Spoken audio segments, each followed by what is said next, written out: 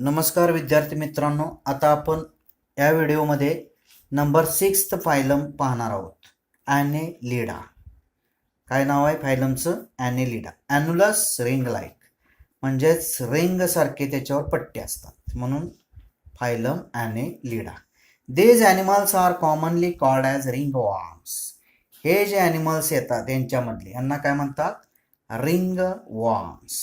म्हणजेच these animals are commonly called as ringworms. Example: earthworm, leech, neris etc. यातले ठराविक example आपण घेतलेले आहेत. त्यामध्ये अर्थवॉर्म, नंतर लीच, नंतर नेरिस एटसेट्रा. अर्थवॉर्म तुम्हाला माहित आहे, गांडूळ. लीच जळू. नेरिसचं ॲक्च्युली मराठी मिनिंग सांगता येत नाही. मग 3 ह्यामधली एक्झाम्पल आहेत. मग त्यामध्ये कॅरेक्टरिस्टिक्स, त्याचे असणारे गुणधर्म किंवा वैशिष्ट्ये, म्हणजेच त्यामध्ये describe the salient features of phylum Annelida असा क्वेश्चन याच्यावर येऊ शकतो. मग किंवा MCQ 1 सेंटेन्स काय असेल ती. मग किंवा असं पण आता नवीन एक आलाय क्वेश्चन, मॅच द फॉलोइंग, म्हणजे जोड्या जुळवा, अशातही टाकलं जातं. मग त्यामध्ये first character, these animals may be aquatic or terrestrial and free living or parasitic. हे जे ॲनिमल्स असतात ॲनेलिडामधली, हे कसे असतील? एक तर ॲक्वॅटिक. ॲक्वॅटिक तुम्हाला माहीत असेल, ॲक्वॅटिक म्हणजेच live in water. Terrestrial means live on land, म्हणजेच जलचर असू शकतील किंवा भूचर. And free living or parasitic.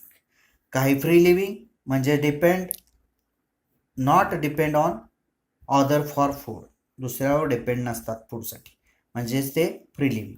And parasitic depend on other for food, परजीवी, दुसऱ्यावर अन्नासाठी अवलंबून.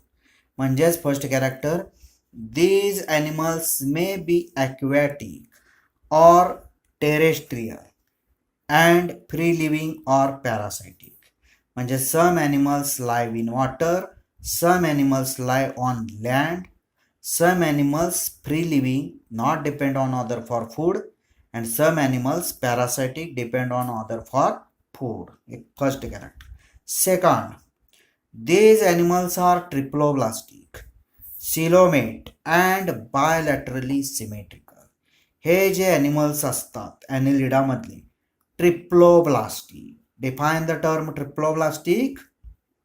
When an animal shows 3 layers in the body, such as outer ectoderm, middle mesoderm and inner endoderm, such animals are called as triploblastic animals.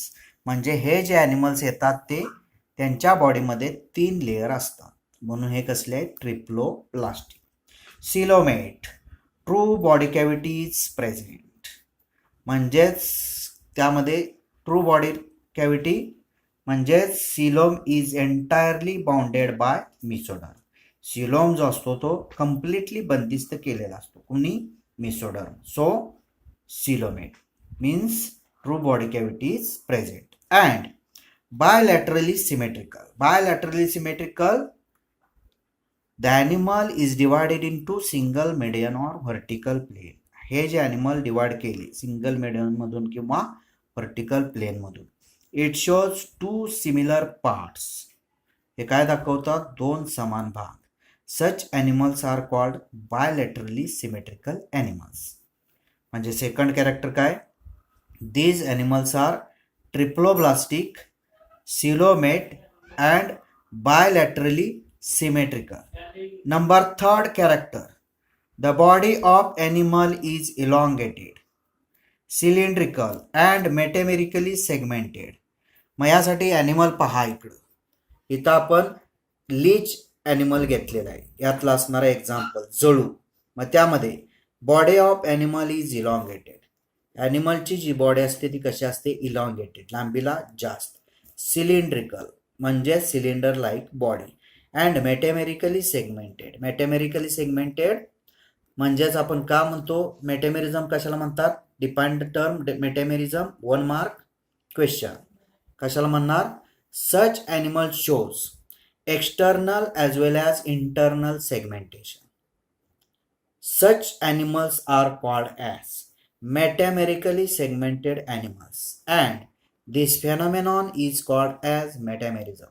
म्हणजे बॉडीवर अशा पट्टे तुम्हाला दिसत आहेत बघा, लाईनिंग, हे पट्टे बॉडीच्या बाहेरच्या बाजूलाही दिसतात आणि बॉडी जर डिवाइड केली, कट केली, तर उघडून पाहिल्यानंतर बॉडीमध्ये आतमध्येही पट्टे हे दिसतात, त्यावेळी त्याला काय म्हणतात, मेटामेरिकली सेगमेंटेड ॲनिमल्स. आणि ती जी घटना असते, फेनॉमेनॉन, त्या घटनेला काय म्हणतात, मेटामेरिझम.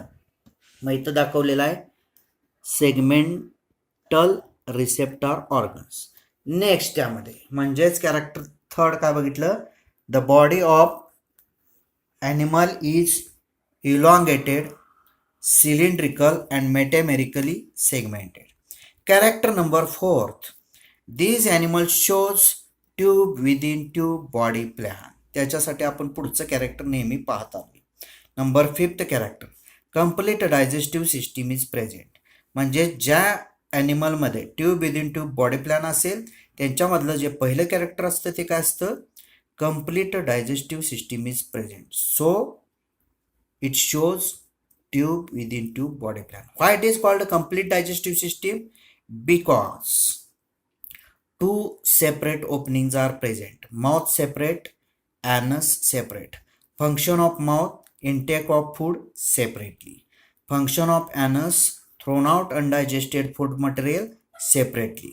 So complete digestive system is present. हे झालं character number 5th. Next, character number 6th, nephridia is present which helps in excretion and osmoregulation. Nephridia यांच्यामध्ये असतं. मग याचं जर फंक्शन विचारलं, write the function of nephridia, तर फंक्शन काय असतं, nephridia helps in excretion and osmoregulation. Nephridia जे आहे ते कशासाठी काम करतं, तर एक्सक्रिशनचं काम करतं, उत्सर्जनचं, म्हणजेच थ्रोन आउट किंवा elimination of excretory products.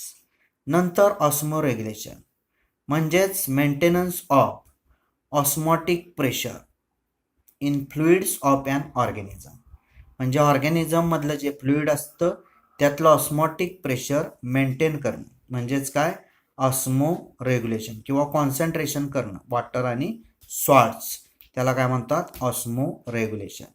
Function नेफ्रिडियाचं जर विचारलं तर एक्सक्रिशन अँड ऑस्मो रेग्युलेशन. लक्षात ठेवायचं, जिथं जिथं अंडरलाईन केलंय ते तोंडपाठच पाहिजे. Number 6, nephridia is present which helps in excretion and osmoregulation. Character number 7, locomotion occurs by setae in earthworm, parapodia in Nereis और सकर्स इन लीच. मग लोकोमोशन ही जर डेफिनेशन विचारली तर सांगता आली पाहिजे तुम्हाला. ओरलला जरी विचारली कधी प्रॅक्टिकलच्या ओरलला तर सांगता आली पाहिजे. लोकोमोशन मराठीत काय म्हणतात, हालचाल. मग डेफिनेशन काय, movement of body from one place to another place is called as locomotion. म्हणजेच बॉडीची जी मुवमेंट असते ऑर्गॅनिझमच्या किंवा ॲनिमलच्या, एका ठिकाणावरून दुसऱ्या ठिकाणी जाते, त्याला काय म्हणतात, लोकोमोशन. मग हे जे ॲनिमल्स आहेत ॲनालिडामधले, यांच्यामध्ये लोकोमोशन घडतं, लोकोमोशन ऑकर्स बाय. मग त्यामध्ये in earthworm setae are present for locomotion. Earthworm गांडूळ सिटी असतात कशासाठी, तर लोकोमोशन करण्यासाठी. In Nereis locomotion takes place by parapodia. Nereis जो ॲनिमल आहे त्याच्यामध्ये जे लोकोमोशन होतं ते पॅरापोडिया मार्फत होतं. And next, in leech locomotion takes place by suckers. त्यासाठी लीच इथलं एक्झाम्पल पहा, इथं बघा सकर दिलंय, पोस्टेरियर सकर, यांच्यामार्फत त्यांची काय चालते, लोकोमोशन मुवमेंट. म्हणजेच character number 7, locomotion occurs or takes place by setae in earthworm, parapodia in Nereis और सकर्स इन लीच. यामध्ये कोणत्या जरी नावाने विचारलं write the function of setae, write the function of parapodia, write the function of suckers. तर तुम्हाला सांगता आलं पाहिजे त्या प्रत्येकाचं फंक्शन काय आहे, लोकोमोशन. किंवा MCQला in earthworm locomotion takes place by dot dot, किंवा in Nereis locomotion takes place by dot dot, in leech locomotion takes place by dot dot. मग प्रत्येकामधल्या लोकोमोशनसाठी ऑर्गन वेगळा आहे. अर्थवॉर्ममध्ये सिटी ऑर्गन आहे, नेरीसमध्ये पॅरापोडिया ऑर्गन आहे, लीचमध्ये सकर ऑर्गन आहे. Number 8, character number 8, these animals shows closed type of circulatory system. हे जे ॲनिमल्स असतात ते भिसरण जे संस्था दाखवतात ती कसली असते, यांच्यामध्ये क्लोज्ड टाईप, बंदिस्त स्वरूपातली, आपल्यामध्ये जशी आहे तशी. म्हणजे 8th character, these animals shows closed type of circulatory system. Character number 9, nervous system consists nerve ring and ventral solid ganglionated nerve pod. Nervous system, मज्जा संस्था किंवा चेता संस्था यांच्यामध्ये कशानं बनलेली असते, एक असते नर्व रिंग, रिंग सारखं स्ट्रक्चर, आणि दुसरं काय असतं, ventral solid ganglionated nerve cord. एक तंतू असतो थोडक्यात, तो कसा कुठं असतो, व्हेंट्रल साईडला. नंतर सॉलिड असतो, सॉलिड भरीव. गँग्लिओनेटेड, त्या नर्व कॉर्डवर गाठी सारखं स्ट्रक्चर दिसतं, त्या गाठींनाच तिथं काय म्हणतात, गँग्लिऑन. म्हणजेच गँग्लिओनेटेड नर्व कॉर्ड. गँग्लिऑन कशाला म्हणतात, गँग्लिऑन ॲग्रिगेशन ऑफ न्यूरॉन्स इज कॉल्ड गँग्लिऑन. न्यूरॉनचं ॲग्रिगेशन होतं आणि तिथं गँग्लिऑन तयार होतात, गाठी तयार होतात. म्हणजेच 9th कॅरेक्टर काय, nervous system consist nerve ring हा पहिला part, and ventral solid ganglionated nerve cord. Position कोणती असते, व्हेंट्रल साईडला. कसा असतो, सॉलिड भरीव. नंतर गँग्लिओनेटेड, गाठीसारखं स्ट्रक्चर कशावर असतं, नर्व कॉर्डवर असतं. आणि last character number 10, these animals are hermaphrodite, that is bisexual, but few may be unisexual, example Nereis. हे जे ॲनिमल्स असतात त्यामध्ये हर्मॅफ्रोडाईट जास्तीत जास्त असतात. Hermaphrodite means bisexual, bisexual means two sexes, means male as well as female sex or reproductive system or organs present in single and each animal. एकाच ॲनिमलमध्ये दोन्ही system present असतात, त्यावेळी त्याला काय म्हणतात, hermaphrodite or bisexual. But few may be unisexual, पण काही यांच्यामधले असे असतात की युनिसेक्शुअल. आपण एक्झाम्पल ॲस्कॅरिसचं बघितलं होतं, male body separate, female body separate. तसं एक्झाम्पल यातलं नेरीस आहे, मेल सेपरेट, फिमेल सेपरेट, म्हणजे single sex present in single body. म्हणजे character number 10, these animals are hermaphrodite, that is bisexual, but few may be unisexual, example नेरीस. आणि इथं जी diagram दाखवली ही leech आहे. वरच्या बाजूला नाव आहे आयज, डोळे त्यांचे. नंतर सेगमेंटल रिसेप्टर ऑर्गन्स मध्ये नाव आहे, खाली ॲनस, आणि शेवटी काय, पोस्टेरियर सकर, अटॅचमेंटसाठी आणि लोकोमोशनसाठी. म्हणजेच फायलम ॲनेलिडा हा 6 नंबरचा फायलम इथं झालेला आहे. धन्यवाद.